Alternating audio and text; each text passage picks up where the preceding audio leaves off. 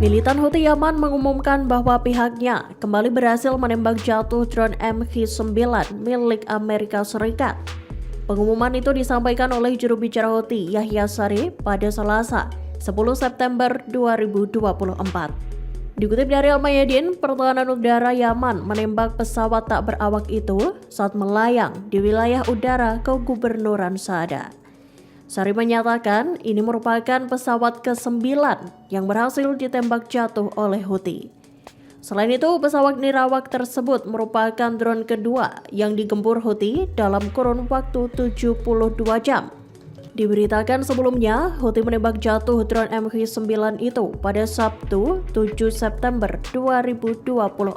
Penargetan itu terjadi di Provinsi Timur Laut Marin.